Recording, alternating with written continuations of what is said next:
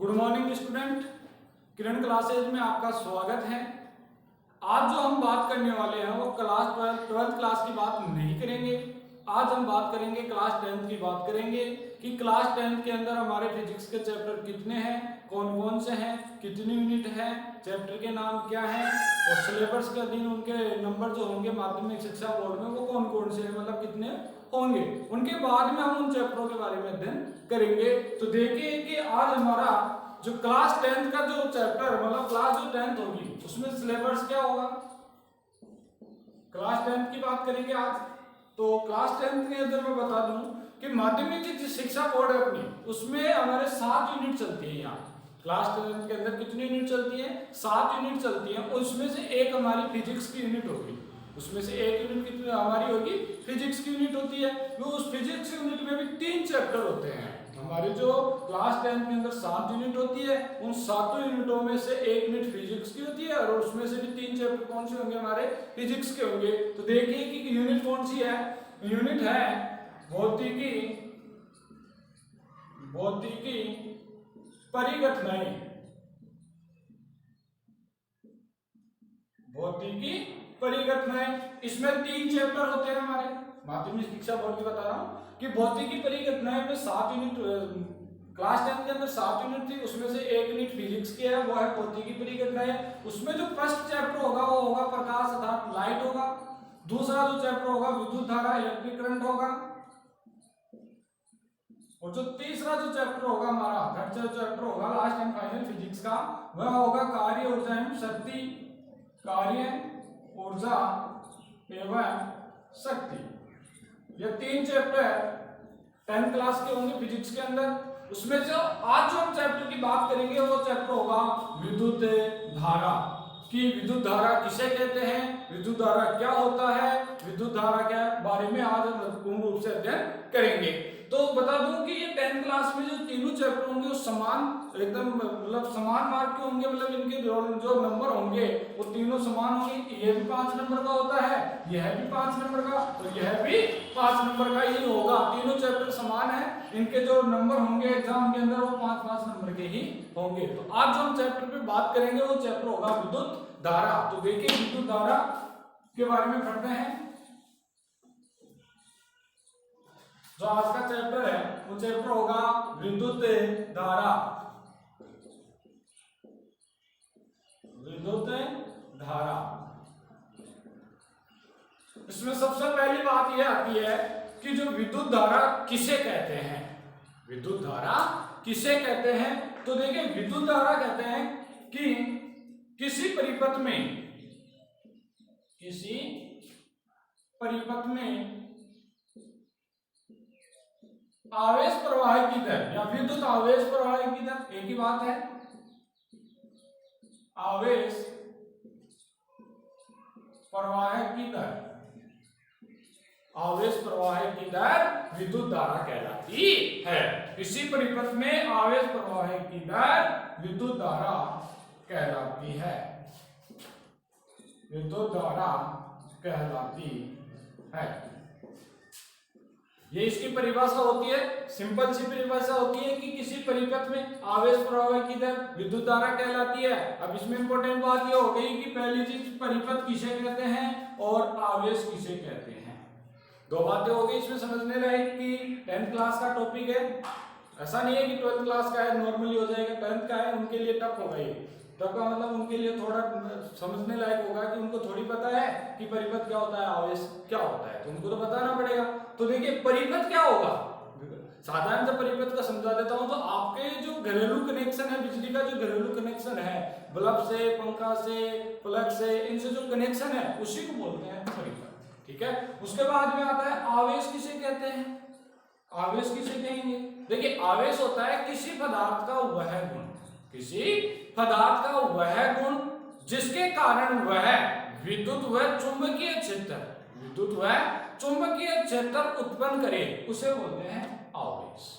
मतलब कोई पदार्थ होगा, अगर वह पदार्थ विद्युत और चुंबकीय क्षेत्र उत्पन्न कर रहा है तो वह आवेश होगा। और आवेश को जो डिनोट करते हैं वो क्यू से डिनोट करते हैं। आवेश को किससे डिनोट करेंगे? क्यू से डिनोट करेंगे। तो देखिए विद्युत धारा विद्युत धारा को डिनोट करेंगे हम आई से। विद्युत धारा को किससे डिनोट करेंगे? आई से। और इसकी जो परिभाषा है, किसी परिपथ में आवेश प्रवाह की दर, और आवेश को किससे डिनोट कर रहे हो? क्यू से। आवेश प्रवाह की दर अर्थात टी। तो I बराबर फॉर्मेट क्या हो गया इसका? I बराबर Q अपॉन T, अर्थात विद्युत धारा मतलब I बराबर क्या हुआ? Q upon T। तो I बराबर Q अपॉन T हो गया। तो यहाँ पे अगर आपको ये पूछे कि मात्रा क्या होगा, विद्युत धारा का मात्रा क्या होगा, तो आप मात्रा क्या बताओगे? देखिए इसका एक मात्रक होता है यहाँ से, आवेश का मात्रक होता है कूलाम। आवेश का मात्रक क्या होता है? कूलाम। तो ये लो आवेश का मात्रक मैंने लिख दिया कूलाम। और जो नीचे समय टाइम होगा, और समय का मात्रक क्या होता है? सेकेंड। सेकेंड। जिसका एक मात्रक हो गया कि विद्युत धारा का मात्रक होता है कूलाम पर सेकेंड। अगर आपको ये याद नहीं रहता है तो इसका एक सिंपल सा ऐसा ही मात्रक होता है एम्पियर। विद्युत धारा का एक छोटा सा मात्रक जो ऐसा ही मात्रक होता है वो कौन सा होता है? एम्पियर। अगर वो नहीं याद हो तो मात्रक कूलाम पर सेकेंड, ये इसके मात्रक होते हैं। और विमा यहाँ पे नहीं चलेगी, 10th क्लास में विमान नहीं पहुंचता है, 10th क्लास के सिलेबस में कहीं पर भी विमान नहीं पहुंच जाएगा। ठीक है, तो मात्रक तक की बात करेंगे। उसके बाद में हम बात करते हैं विद्युत आवेश। आवेश किसे कहते हैं? तो देखिए जो आवेश होता है वो मैंने अभी परिभाषा में भी बताया था कि कोई पदार्थ होगा, उस पदार्थ का जो वह गुण होना चाहिए जिसके अंदर वह विद्युत और चुंबकीय क्षेत्र उत्पन्न करे, या तो विद्युत करेगा या चुंबकीय या दोनों उत्पन्न करता है, तो वह कहलाता है विद्युत आवेश, जिसको Q से डिनोट करते हैं, जिसको Q से डिनोट करते हैं।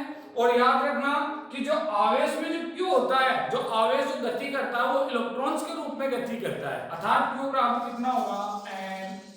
E का मतलब यहाँ पे इलेक्ट्रॉन है, N का मतलब संख्या है कि कितने इलेक्ट्रॉन, जैसे 1 इलेक्ट्रॉन हो सकता है, 2 इलेक्ट्रॉन हो सकता है, 3 इलेक्ट्रॉन हो सकता है। क्वेश्चन में अटेम्प्ट करता है कि 2 कूलाम आवेश, 3 कूलाम आवेश, 4 कूलाम आवेश, ऐसे अटेम्प्ट करता है, तो मतलब N का मान होगा वो। E का मान क्या होता है? इलेक्ट्रॉन, अर्थात E का मान जो होगा वह होगा 1.6 गुना 10 की पावर माइनस का 19 कूलाम। यहाँ पे इलेक्ट्रॉन का मान कितना होगा? 1.6 गुना 10 की पावर माइनस 19 कूलाम। याद रखना इलेक्ट्रॉन होता है माइनस में होगा, परंतु यहाँ पे जो आप एग्जाम में अगर क्वेश्चन आता है अटेम्प्ट होगा तो वो प्लस के रूप में ही होगा। ठीक है, तो यहाँ पे जो इलेक्ट्रॉन पर आवेश लोगे वो कितना होगा? अर्थात इलेक्ट्रॉन का मान कितना होगा? 1.6 तो 10 की पावर माइनस का 19 कूलाम। ठीक है, तो आप इसको नोट कीजिए, इसके बाद में हम आगे बात करते हैं।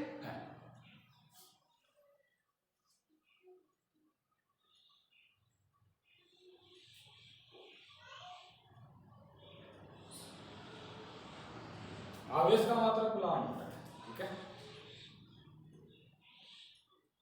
चलो आगे देखिए, ये आपका विद्युत धारा कंप्लीट हुआ। अब हम बात करते हैं इसी के अंदर इंपॉर्टेंट बात होगी कि विभव किसे कहेंगे और विभवांतर किसे कहते हैं। देखिए विभव,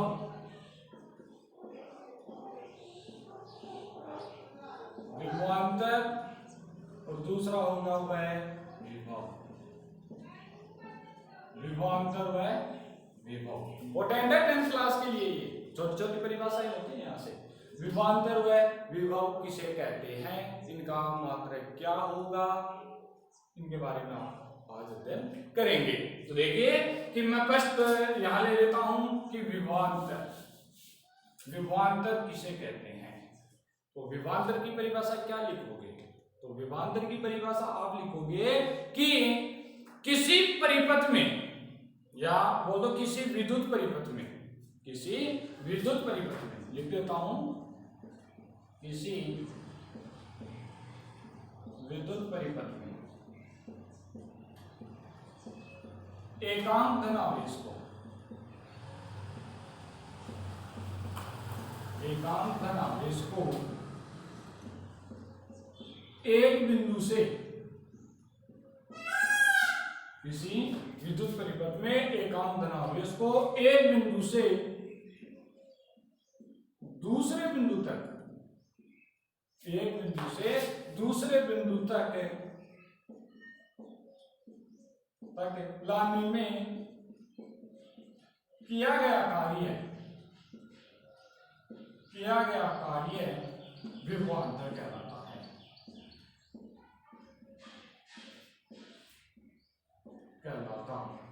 है।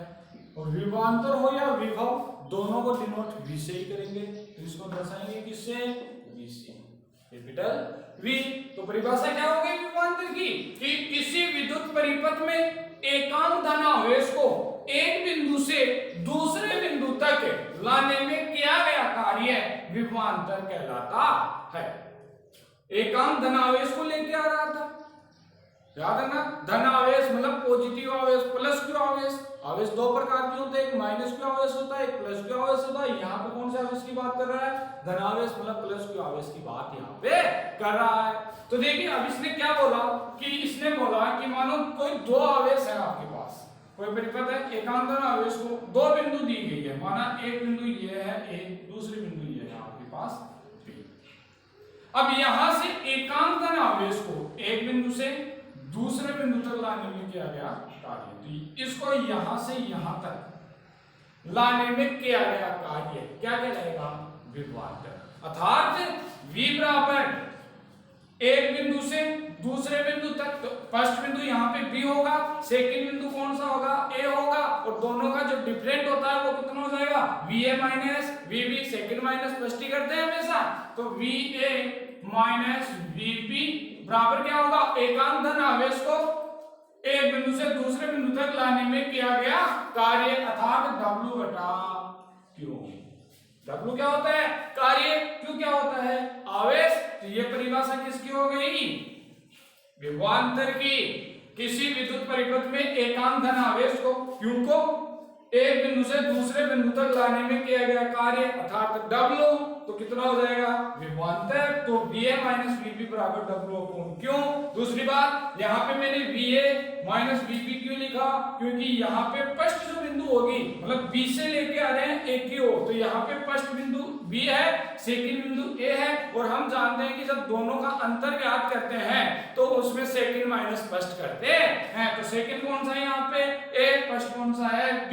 तो VA माइनस VB बराबर W अपॉन Q। ये क्या कहलाएगा? विभवांतर कहलाएगा। ठीक है। दूसरी बात, इसका मात्रक, तो मात्रक आप नॉर्मल याद कर सकते हो। कार्य, कार्य का मात्रक क्या होता है? जूल, तो कार्य हो गया जूल। और आवेश का मात्रक पहले भी बताया था, कूलाम, तो ये लो कूलाम। तो यहाँ पे जो मात्रक होगा, विभवांतर का जो मात्रक होगा, वह मात्रक क्या होगा? जूल पर कूलाम, या इसका एक ऐसा ही मात्रक और होता है, वह मात्रक होता है वोल्ट। इसको एक शब्द में क्या बोलते हैं? वोल्ट। मात्रक क्या होगा? जूल पर कूलाम, या क्या बोल सकते हो? वोल्ट। तो ये विभवांतर आपका कंप्लीट होता है। 10th क्लास का लेवल यहीं तक होता है, तो यहीं तक बता रहा हूं। ठीक है, तो ये आपका कंप्लीट होता है, इसको नोट कीजिए। उसके बाद में बात करेंगे विभव की, तो नोट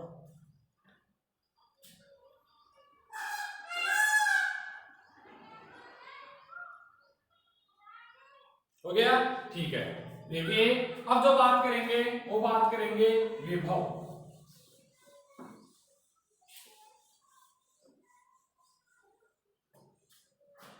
विभव, और याद रखना विभव को भी V से ही डिनोट करते हैं। विभव को भी किससे डिनोट करेंगे? V से। और इसकी जो परिभाषा होगी वो होगी किसी विद्युत परिपथ में, किसी विद्युत परिपथ में एकांक धन आवेश को, एकांक धन आवेश को अनंत से, याद रखना, एकांक धन आवेश को अनंत से लाने में किया गया कार्य विभव कहलाता है। इसमें थोड़ा सा चेंज हो गया है क्या, कि वहां पे जो विभवांतर था वह तो एक बिंदु से दूसरे बिंदु पे आ रहा था, यहाँ पे आपके पास विभव है, तो यहाँ पे इसको कहां से लेके आएंगे? जिसका मान हमें पता नहीं है अर्थात वो अनंत है तो उसको अनंत ही मान लेंगे। तो वो कितना हो गया, किसी विद्युत परिपथ में एकांतर आवेश को अनंत से लाने में किया गया कार्य क्या कहलाएगा, विभव। इसको भी इसे डिनोट करते हैं अर्थात कहना यह चाहता है कि माना कि ये आपकी फर्स्ट बिंदु है ए, दूसरी बिंदु तो पता ही नहीं है कहां पर है, अनंत पे, तो ये लो अनंत मान लेता हूं। तो अनंत से लाने में किया गया कार्य क्या कहलाएगा, विभव। तो इसका भी जो फॉर्मेट बनेगा वो क्या बनेगा, सेकंड माइनस फर्स्ट अर्थात VA माइनस V इंफिनिटी बराबर कितना हो जाएगा, W अपॉन Q। सेम ही रहेगा, किया गया कार्य एकांक धनावेश अर्थात VA माइनस V इंफिनिटी बराबर W अपॉन Q। इसका मान हमें पता नहीं है तो इसको मैं जीरो मान के क्या कर देता हूँ, छोड़ देता हूँ। तो हमारे पास जो मान आएगा वो आएगा VA बराबर W अपॉन Q। ये हो गया आपका विभव। इसका मात्रक सेम ही रहेगा, कार्य का मात्रक जूल, आवेश का मात्रक कूलम, तो जूल पर कूलम या वोल्ट, मात्रक दोनों का क्या रहेगा, सेम।